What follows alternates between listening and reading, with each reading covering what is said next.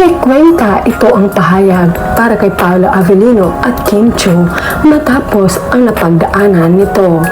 Naging usap-usapan naman ngayon ang hiwalayan ni Che Cuenca at Che Filomeno. Kumalat na naman sa buong social media platform ang dahilan ng hiwalayan ng dalawa. Ayon sa balita, pinagpalit di man ni Che Filomeno si Che Cuenca sa isang mayamang negosyante. Sa kabilang banda, matalik na magkaibigan sina Che Cuenca at Paolo Avellino. Kaya ang sabi ng ilang netizens, may naghiwalay na naman.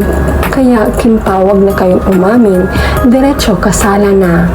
Dagdag pa nila, tama walang aamin kahit anong mangyari. Maganda yung tagu-taguan, bahala mainis ang mga basher. Ito yung mag-jowan, open to public ang relationship at sinishare lahat ng ganap sa kanilang buhay sa social media. Sila yung nag-feel, kaya mas okay ang okay lang at hindi lahat dapat i-share sa social media. Ang lahat, basta mahalaga, still in touch ang Kim Pao at magkasama palagi. Kaya always may thrill ang dalawa dahil sa pagkalokay. Wala silang pake kung magustuhan ba sila ng mga tao. Basta ang malaga sa kanila yung silang dalawa ang magkakaunawaan. Happy naman si Kemi, obvious na inialagaan naman siya ni Pao. Tumataba na nga eh. Siguro nag-uusap na yan si Pao at Jake sa hiwalayan. Close friend kasi sila, tapos sabihin ni Jake kay Pao, mabuti ka pa, swerte ka sa Diyosawa mo, napakabait, napaka-loyal, mapagmahal, etc. Talagang napakaswerte ni Pao kay Kemi. Malamang napakaswerte talaga, loyal talaga kahit merong nangliligaw sa kanya, mayaman, deadma. Maswerte si Pao kay Kemi, hindi siya katulad sa mga babae na dadala sa pera, di ba? May nanliligaw din yan sa kanya dati na mayaman. Pero mas pinili niya yung simpleng buhay sa piling ni Paolo.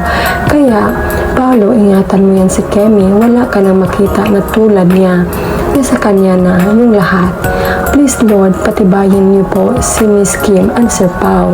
Sobrang masasaktan po talaga kami and please po, nawa sila po ang tinadhana niyo po. In Jesus' name, Amen. Swerte ni Pao kay Kim. Di mahilig BF mayaman. Remember, may isyo na dati kasabay ni Pao. Meron din mayamang nanligaw kay Kim. Nagregalo pa nga daw pero di tinanggap ni Kim. At si Kim, stick to one yan, magmahal.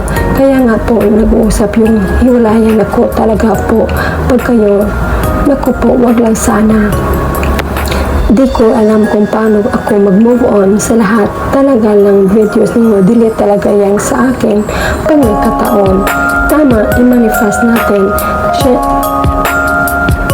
Kim Paolo na hanggang dulo, kahit hindi sila aamin, basta magpakasal kayo agad at pray ko rin hindi maghiwalay sila. Kasi sasakit doon ang puso ko. Pagdasal natin yan, huwag sana mangyari yan si Kim naman loyal sa masyota niya kahit pera hindi siya nasilaw. Sa pera ang gusto mahal siya kaso niloko siya ng ex niya. Sana si Pao, true love niya si Kim. Ako rin di ako makamove on, iiyak ako na sobra at malungkot na sobra. Please po Lord, wag mo po. Yes Lord, please help Kim Pao na maging matatag sila sa lahat ng mga pagsubok sa kanilang relasyon. Guide sila Kim Pao sa kanilang mga plano sa future nila. Sana di sila katulad ng iba dyan na maghiwalay. Sana itinadhana niyo sila Lord.